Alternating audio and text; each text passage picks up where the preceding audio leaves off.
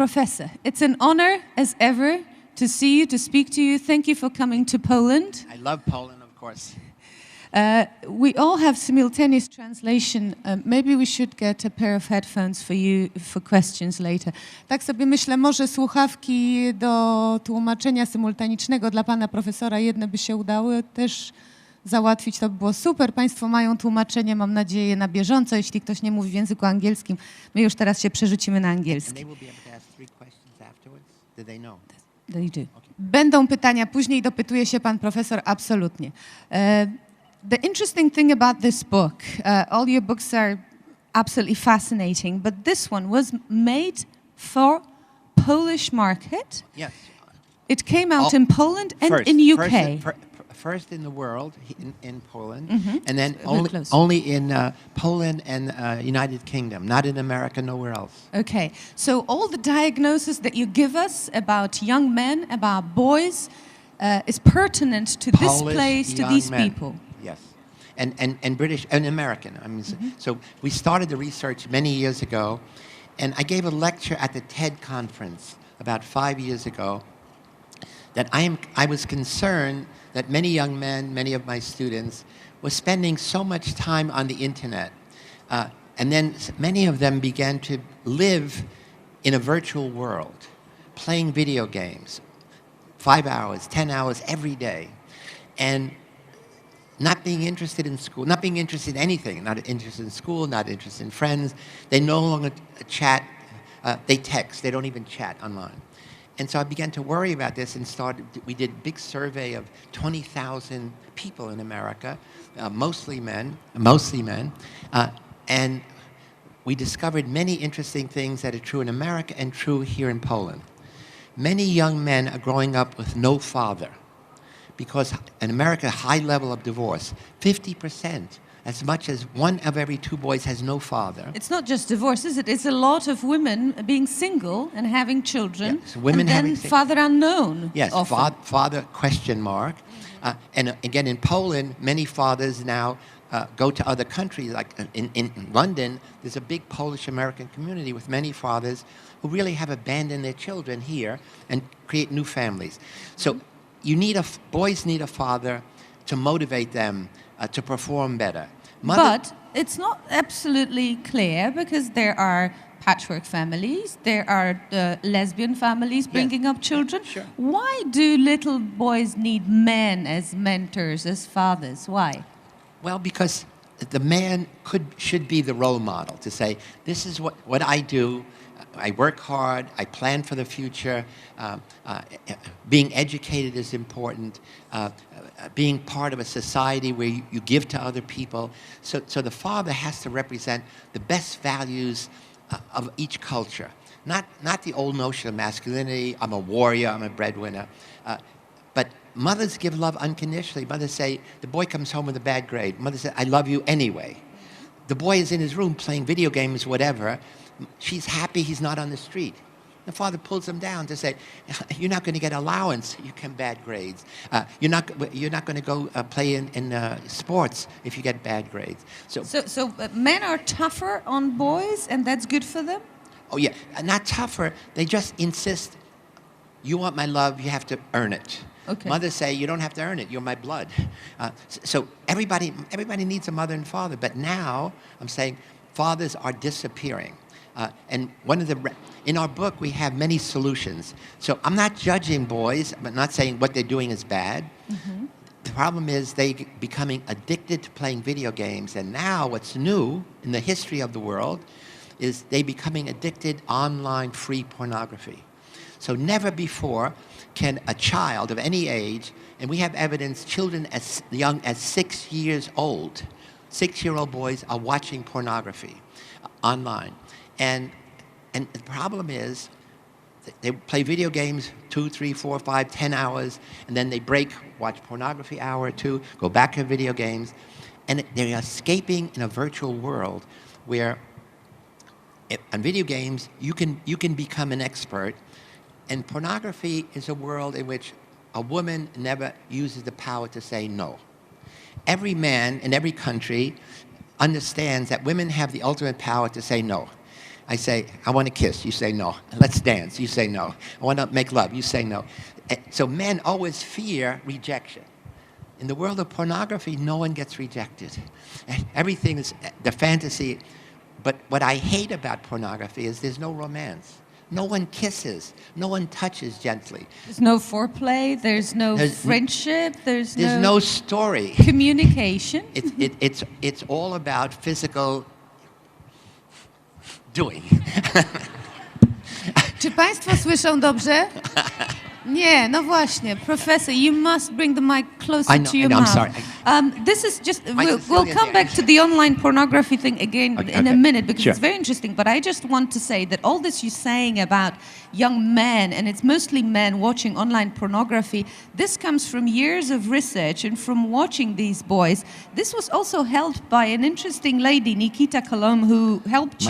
My assistant, your my assistant co-author. who helped you write this. She had to watch that pornography to find out exactly what that's like, didn't she? 3 days and 3 nights was her assignment. And she now says, I hate pornography. It's so, when you watch that much, it's really boring. What is it with women that it doesn't attract us to pornography quite so much? We don't get addicted. We may watch it, but we don't get addicted.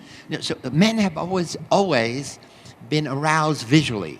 In the olden days, you saw naked breasts of women from Africa in National Geographic. Men got aroused just seeing a picture. So men get aroused just seeing visual images. Women get aroused by being touched, by being held, by being spoken to, by being kissed. So men have always been visual, and now here's this visual world of 24/7, and every country has, you go online, here's pornography from Poland, pornography from America, from UK, from Hungary, and there's more categories of sex than you could ever imagine, and see now, pornography and video games are big business, multi-million-dollar business. So when people tell me it's just a phase, boys will grow out of it, I say no. The video game companies and the pornography companies are competing for the eyes and mind and fingers of every young man. And they're only going to make the games more interesting. They're only going to make the pornography more fascinating. So that's why I'm saying, I'm ringing alarm, saying this is a new problem that we have never faced. So you're waging war on online pornography, Professor, that might be very dangerous for your health. I know. People may not like this, those big bosses who make it happen. Yeah. But it's not just pornography, it's also video games, another huge business. Yes. And there's something in the book that actually was very touching to me, that those young men, and again, men more addicted to video games than women, can become heroes in their own right. They can become the most important thing in the world, and they can tell off others, and they can diminish others by simply clicking the button and saying, you're hopeless, you're out of our online game. Right. So I think last week in Katowice, there was a competition in a huge stadium. 80,000 people came to watch men play video games. And they played against each other, and the ones who won became like rock stars. And they made a lot of money. So now it's even worse. It's not that you're playing a video game where you can excel by practicing. Now you have a new ideal. I could become a video game rock star. I could have my own website. People write to me. But what's sad is 80,000 people are sitting watching somebody press a button on a video game. That's even more sad. It's not like watching a soccer game, something you get excited in, you care for your team. So it is a new phenomena that's in Poland and many other, as I said, certainly in England, certainly in America. It's worse in Asia. In South Korea and Japan, boys now go to a video arcade because they can't afford a computer in their home. And the video arcades go night and day, 24 hours a day, and these boys are sitting side by side playing. And they're all smoking, and so they're going to die of cancer even before anything else. Exactly.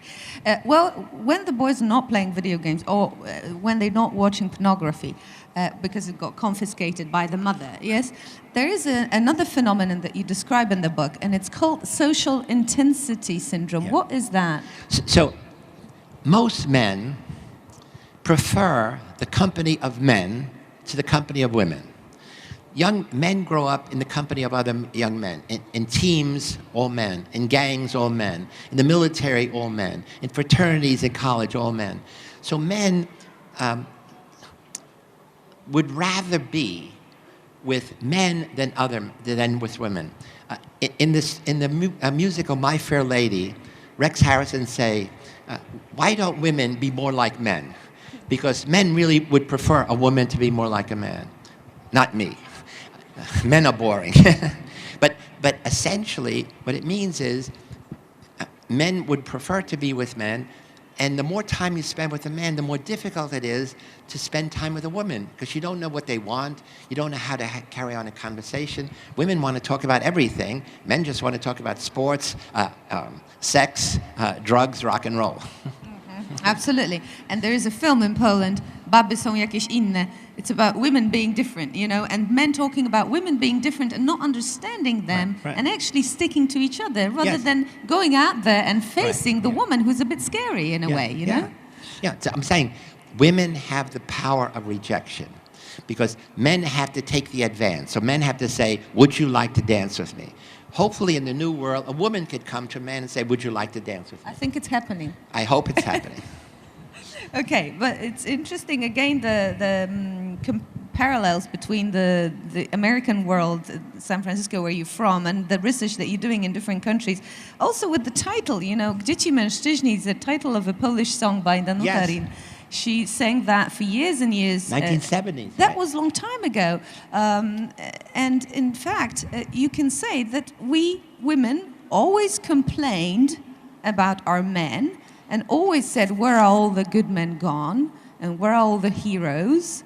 So maybe what you're saying is nothing new. It is new in the sense that when you say, where are all the good men gone?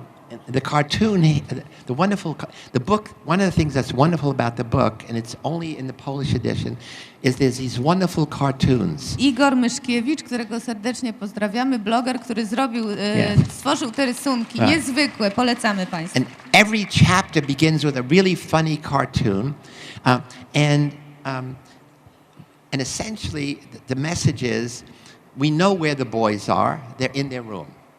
They're not on the street. They're not at social dances. Now, many boys are dropping out of school because school is boring. Video games are entrancing. They're dropping out of dating because no date is as interesting as having a date with a virtual date with a beautiful pornography queen. Who's never going to say no, and who's never going to say enough. She's never going to... Now, the other thing is, many of these companies obviously hire psychologists to give them to consult. So in the pornography, there's a whole category called point of view. So for young men watching pornography who never had sex, when you see grown-ups having sex, it's hard to imagine you will be that guy. Also, they have enormous equipment, which you don't have. But now what happens is a beautiful woman is talking to you, stunningly beautiful, in Polish, in Hungarian, in Japanese, and she's talking to you saying, hello, I'm Jenny Thompson, I want to please you, I want to do whatever you want. And she's talking to you, and probably the kid is talking back. And between you and her is a penis. Now you imagine it's your penis because there's no body. There's no male body attached to it. And it goes for half an hour. She's talking to you, encouraging you to get excited, encouraging you to have an orgasm. And there are many categories. So this is, sometimes she's masturbating, sometimes oral sex. So this is the way you capture young boys' fantasy, that they could easily imagine. And here's a beautiful woman talking to you. Beautiful women don't talk to young boys. And so it's the way they capture the fantasy of the boy. And then once you do, then you move to more and more extreme, varied sex. So you're saying that it might actually cripple boys to the extent that at some point in their lives, when they're going to have to approach a woman, they will not know what to say or what to do. No, they will definitely not know what to say. But also, many women tell us when they date a young man, the young men think what they see on porn is what women want. And what you see on porn is anal sex. Oral sex. I mean, and immediately you get undressed. Everybody has erection. Everybody, and so no, women don't want that. So there's a website, Make Love Not Porn. I would recommend to you. Excuse me. every single thing we say in the book, we have a reference. We have 30 pages of notes and references. So it's not just my ideas. Everything we say is based on solid evidence. So again, it's that women want romance. They want to be touched. They want to be kissed. They want to be talked to. And then physical sex is part of a romantic connection. In the world of pornography, there's no romance. There's no talking, no touching, no boundaries. A woman says, this is okay, this is not okay. And also, the other thing is, there's no contraception. So we know there's now a big increase in sexually transmitted disease among teenagers around the world because in these pornography things, no man wears a condom, which is essential if you don't want to get a disease and you don't want to get pregnant. But in the video games, in the pornography, they started a movement to do it a few years ago, and people are watching say, no, it looks artificial. Funny. That is funny. Anyway, let's go back to school for a minute. You said school is boring. School has always been boring. If we want to move swiftly from this diagnosis to actually solutions of what can be done, because we don't want to lose our men, we don't want our men to be losers, our sons. Right. What is wrong with school? What can we do to make it better? Yeah. So in the book, at the end, we say, here are solutions. What can the media do? What can schools do? What can parents do? What can women do? And what can boys begin to do? So school, we have to revolutionize school teaching. In most schools around the world, teacher gets up and talks, gives a lecture for an hour. It's almost, the content can be interesting, but now young people, men and women, expect a dynamic thing. We expect visual. You live in a visual world. So now we have to have new teacher education programs where teachers learn how to use Keynote, how to use PowerPoint, how to use Prezi, how to make their lectures dynamic. And this should, so I met with the Minister of Education, and they're going to take this under consideration.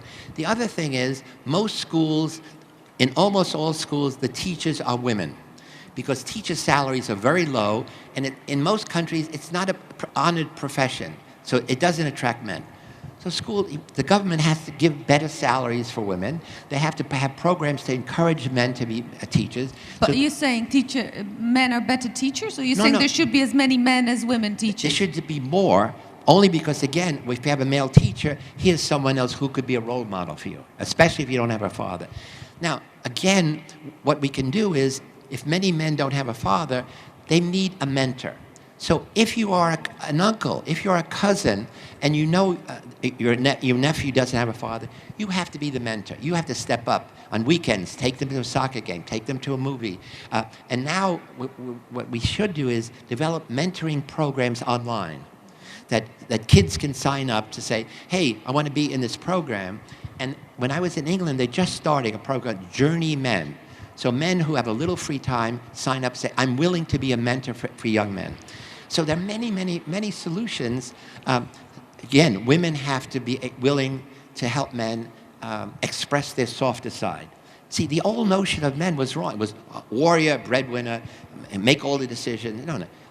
I think that the new focus should be on men and women as equals. Equal in almost everything they can, where the man is teaching women some kinds of skills that men know better. Women are teaching social relations. Be willing to express emotions, the soft side. Be willing to say, I'm sorry, I made a mistake. Most men are trained, most boys are trained, big boys don't cry, we say in America. Mm-hmm. When you're hurting, you cry, and especially you ask for help. So men don't ask for help. Men are always lost because they can't say, when they're driving, don't know where they're going. Men cannot ask for directions, so they end up going in circles. It's interesting what you're saying, because it's actually it kind of denies itself, because we women need men to also be role models, tough, authority. We need somebody to hold and be able to rely upon. And at the same time, you're saying, but men should also be soft and be allowed to express feelings. So you're saying there's a completely new man that should be created out of that? For me, the two words are flexible and balanced. So the old man was rigid. I mean, this is what you had to do.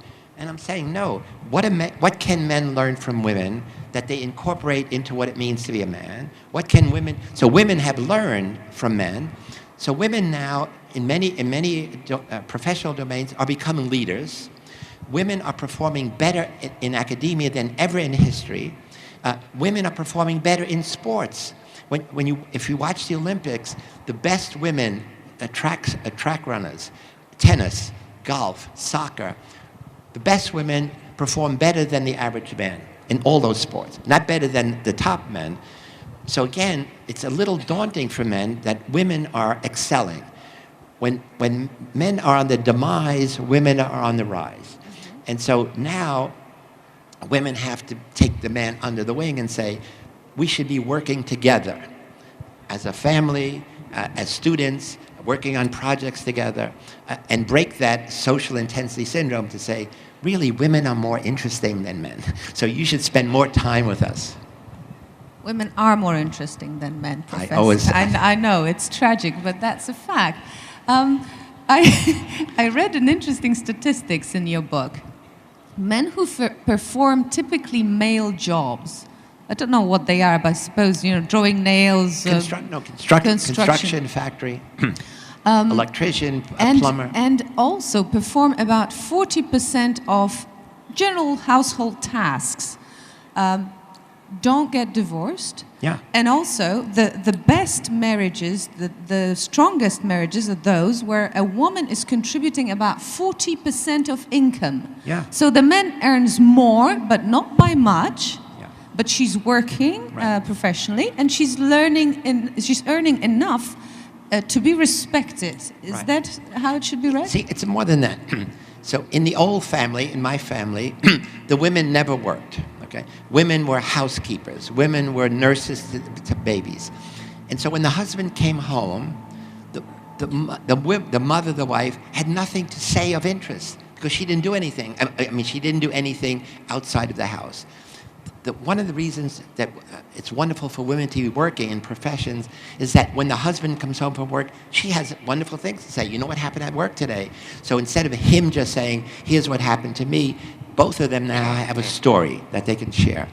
And again, last year, women of the age of 30 and younger made slightly more money than men. Now, there's still a glass ceiling. Men in power, old men in power like me, still have this glass ceiling. But more and more women are moving up, becoming CEOs of top corporations like Yahoo and others. But it's not how many are at the top. It's just more and more women realize education is the key to success for everyone. And so they are working harder than men, performing better. And then once you graduate, if you're educated, there's going to be good jobs. The biggest problem I see for young women is there's not going to be educated men to marry. If you're playing video games and you're dropping out of high school or college, you're never going to get a good job, never ever. And so it is a problem. Say where are not the good men? Where are the eligible men who can contribute to make you better, that you want to have as the father of your children? So I'm saying this is a problem that everybody has to think about, everybody has to talk about, to work on what is the ideal solution in Poland? What's the ideal solution in England? What's the ideal solution in America? So there are cultural differences, but the underlying thing, the video games are the same everywhere, pornography is the same everywhere, and the increasing number of kids growing up without a father is the same almost in every country. Would you like some water? No, it's okay. Yes. You are a very busy man. You've been traveling like crazy for the last so many years. You've just come back from London, from UK, where the book is being published. Now you're off to Katowice. This Why afternoon. are you going there? In Katowice, there's a small town in Poland, in Katowice, called Nikiszowice. And in this town, some of you know, it was the center of coal mining in all of Poland for hundreds of years. And a few years ago, sadly, they extracted almost all of the coal. Every man in the town was a coal miner. That was identity. Who are you? I'm a coal miner. Every man's son was going to replace him. What happens when there's no more coal? He loses his job. He has no identity. The son is not going to replace him. What do? You start drinking vodka, you start getting drunk, you start abusing your wife. It's very unpleasant. So I was asked to go there by some social workers 3 years ago, and they said, how can we make the situation better? Well, first they need jobs, but I said, what do children do, boys and girls, after school? If you don't want to go home because it's unpleasant, what do? They said, we don't know. I said, but I don't see them on the street. They said, we don't know. Simple solution. Every small town in Poland, especially we start with Nikiszowicz, needs after-school program where teens go to be with other teens. We used to have those programs called Schwitlitzer. Everybody could go to Schwitlitzer and spend time there talking, playing card games, any other table games that, but they all died out. And there is a big movement to bring it back. You think is the right thing to do? Oh, no, so we're going to bring it back. So now what we have, we found a beautiful space in the middle of town. We got money. I gave money of my own money. I had friends gave money. My publisher gave money. And I met with the manager of IKEA to give us furniture. So we recreated this place to make it a wonderful place that the children want to go to. And now we have consultants. Somebody teaches technology. Somebody teaches photography. All the things they don't learn in school. Somebody could teach English better. Somebody could teach French. We have dance lessons for boys. We have karaoke. We have parties. So it's an exciting place. Well, during the morning, it's empty. The children in school. So now we have the parents come. And we teach them personal finance. We teach them other skills. And so it's now a model. And I go every year. It's a model of what every small town could do, should do. So, for example, I met with one of the lawyer for Podronka to visit. He visited us to say every town that has a Podronka store should have one of these after-school programs that they pay for, and they are thinking about that. That could be because the general manager, the Portuguese guy, has got about 5 or 6 children himself. Well, I didn't know that. Yes. But he also has $5 or $6 million yes, of Polish money. Exactly. All right, I think we should let the people speak, shall we? Yeah. We've got a special microphone here for you.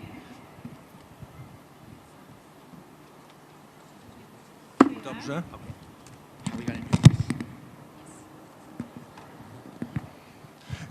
Witam pana, jako student zaczytywałem się... Wait out. Whoa. I'm sorry.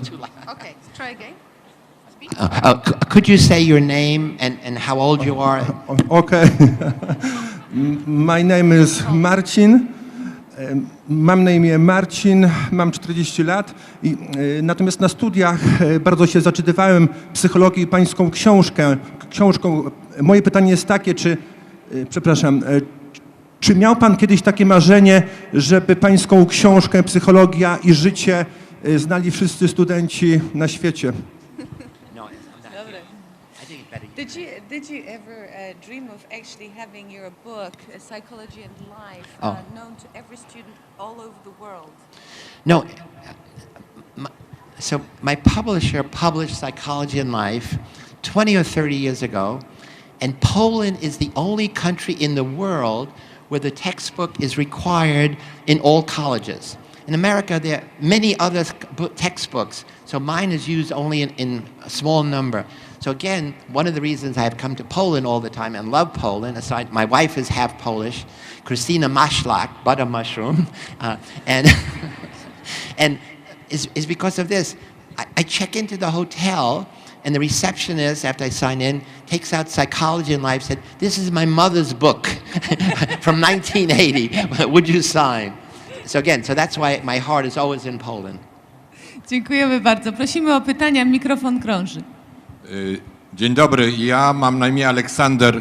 Studiowałem socjologię, a więc i dużo wtedy psychologii. Mam taką uwagę. Byłem długo dziennikarzem, teraz jestem na emeryturze i dano mi kiedyś zadanie, żebym sprawdził rynek erotyczny w Warszawie. Co można zobaczyć, za ile i tak dalej. I coś mnie w tym uderzyło. Te filmy, o których pan tak dużo mówi, i zgadzam się, że przebodźcowanie doprowadza do tego, żeby potem nie odczuwać bodźców autentycznych, ale one mają pewną cechę. tam zawsze jest wesoło. Poza osobną dziedziną sadomaso, ale tam jest ludziom dobrze, wesoło, oni są uśmiechnięci. Tymczasem poszedłem na filmy, które się już pokazują z tak zwanej górnej półki, gdzie widać wszystko, nie chcę mówić co, a one są ponure. Tam jest rozstanie, tam jest rozpacz, tam ktoś wyjeżdża i tak dalej. Czy pan się zgodzi z tym, że może popularność porno i gier, w gry zupełnie nie gram, polega między innymi na tym, że nasza codzienna kultura jest taka mroczna, ponura, kończy się źle, a jeśli komedia, to przepraszam, nie chcę amerykańskich obrażać, ale często bardzo głupia. Dziękuję.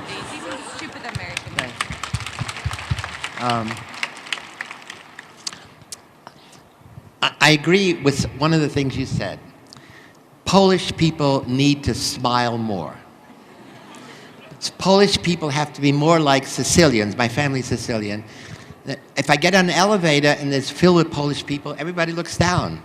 In Italy, you say, buongiorno, how are you? Buonasera, strangers. So again, one of the things I want to encourage is more Polish people, especially Polish youth, to be, in quote, more like Italians. Greeting, open, friendly, shake hands. And the average life of the average person tends to be gloomy. I mean, too many people don't have jobs. Too many people are not in a good relationship or no relationship. I don't think you get that from pornography. The old pornography always had a story.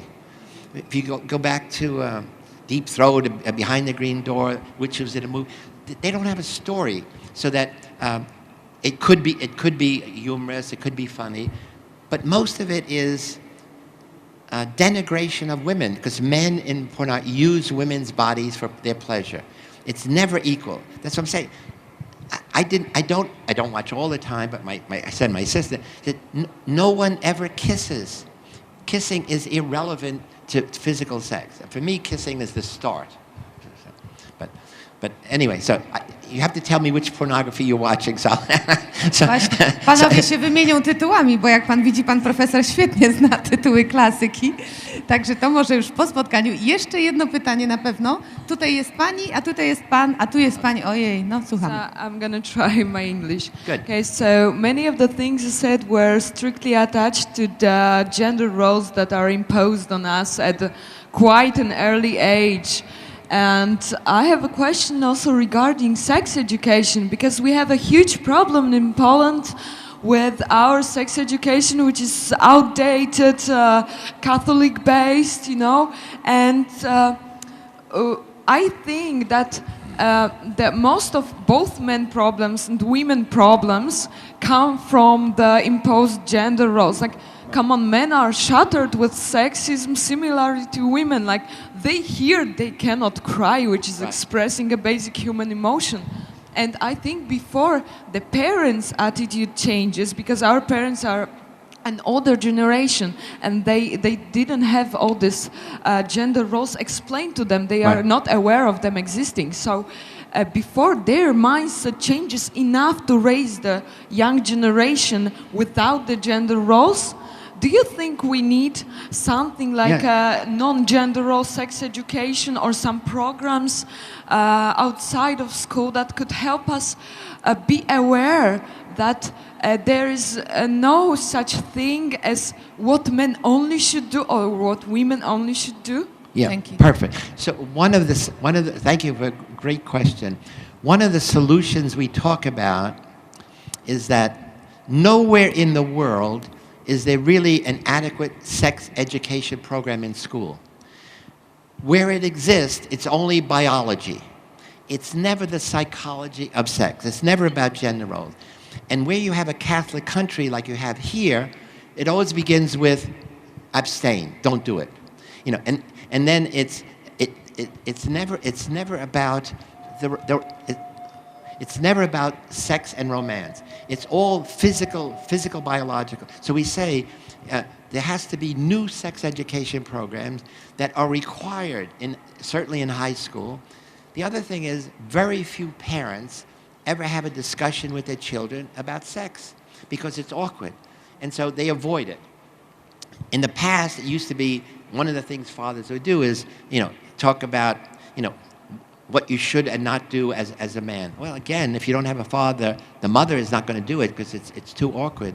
So we need to talk about sex, even in a Catholic country, because, we know people are having sex before they get married, and they don't abstain. In America, there's a strong push from the religious right, not the religious, from the conservative right, either not to have sex ed, or it's young people sign up and they make a pledge not to have sex till they get married. Most of the people who pledge end up having sex, having anal sex because they don't think it's sex, and you can't get pregnant. So it's actually, for me, much worse. So we know for sure one thing, that saying don't do it doesn't work. Don't do it, don't do what? It opens a curiosity. Exactly. Thank you. There's one last question over there. Oh, no, he took your microphone. Hello, Philip. I'm Hello. Ralph, 14. I have asked you, you know this relationship from children to father, after it's going for relationship from person to God. If no relationship, good relationship, because, I don't know, it's no relation with God after. With God?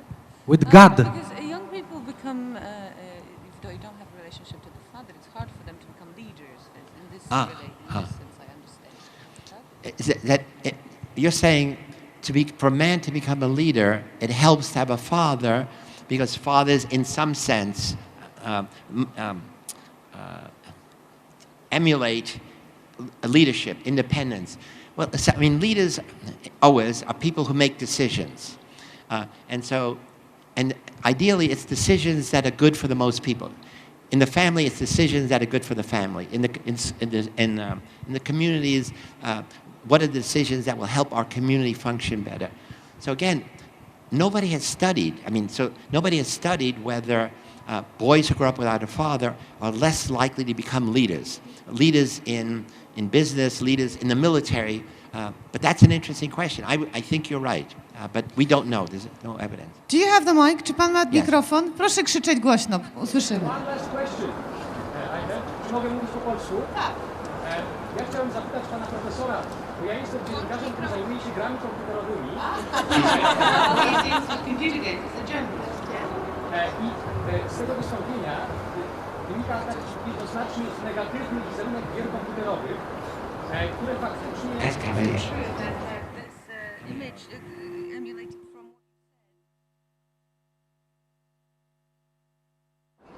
I faktycznie wiemy, że one potrafią być niebezpieczne w pewnych aspektach, ale z drugiej strony mamy teraz bardzo rozbudowany ruch gier komputerowych, które nie tylko produkują przemoc albo dosyć prostą rozrywkę, ale także opowiadają historię, a nawet potrafią zmierzyć się z problemami socjalnymi, z problemami dotyczącymi ruchu płciowych, gender i wieloma innymi. Także chciałem zapytać pana... Okay. How many hours a day do you play video games? No, seriously. Ile godzin dziennie pan gra, panie dziennikarzu? Pytanie. Dwie. Okay. So again, we say in the book, there's nothing wrong with video games in moderation have many benefits. There's a lot of research that shows improves cognitive functioning, eye-hand coordination, but it's always 1 or 2 hours a day maximum. When you go to 3 or 4, then it starts being addiction. Now, again, what you said is video games don't have to be violent. They don't have to be dominating. Unfortunately, those are the ones that make the most money. Yeah. You see. So again, video games could be designed for women, or being designed for women, but also for me, they should have video games where I'm the pilot and she's the navigator, and we have to sit side by side, and she has information that I don't have, and in order to succeed, we have to talk. Mm-hmm. So then we would be both learning social skills as young kids. It doesn't happen. That is, when I talk to young gamers, they say, oh no, I'm playing with many people. I'm here in Warsaw, I'm playing with somebody in Istanbul. No, they're not here. You're not talking to them. Okay. There's no eye contact, which also is important. Jak państwo widzą, mamy dosyć utrudnioną komunikację. I patrzę z niepokojem na panią z wydawnictwa PWN, która pokazuje bardzo dramatyczne znaki No, tutaj. this is my dear friend Okay. from many years. Ostatnie pytanie. From Cosmopolitan. Good afternoon, Professor. We have one more question because Bliżej. last year, some time ago, it started in Poland. It's something called propaganda of homosexualism. So it's more acceptance of who you are as a homosexualist, and you show that in many movies and media, it promoting in a way that it's okay, it's even better because they're intelligent, they're successful, they're soft, they're well dressed. So they have community which some men do not have. So some people perceive it as that it's encouragement for men to try it out. And some boys, like if they're bisexual, they try it and then they choose that it's actually worth more to become homosexual because it's okay. Do you think it may influence the acceptance, bigger and bigger acceptance, and even encouragement, influence the crisis of manhood to say that it's actually okay or even better not to be strong man, not to behave in the way that it behaved before? Yeah, I think it will never be accepted in a Catholic country. That is the idea of accepting homosexuality as an alternative lifestyle, whether it's gay men or lesbian women. Now, what's clear in America is there's a bigger increase in women becoming lesbian because they're not the men. And now there are many lesbian families, 2 women, one play the role of, and it's acceptable you can raise children. You can have artificial insemination, and the children can be raised, and a lesbian couple can be identified as a family and get tax benefits and so forth. So for me, the interesting thing basically is for all of us to be open to new experience, to open to new possibilities. So even if you don't become homosexual, what is it that homosexual men do or have that I could add to my style? I just prefer women of all kinds to men of any kind. But again, as you said, in general, homosexuals dress more nicely, they're more educated, they might be more polite, and essentially they are showing the softer side. And so, yeah, I'll take one of those, I'll take one of this, I'll take one of that. It's going to make me, I think, a better man rather than rejecting. So the problem is we always reject what's different. So as soon as you say, homosexual, lesbian, no, they say, well, what is it about? It's the question, why does somebody want to be? Sometimes it's genetically encouraged, but you're saying it's more a lifestyle choice. And it's something that we should embrace as a potential possibility. Masculinity? Okay. Yes. Thank Panie you. i panowie, profesor Philip Zimbardo.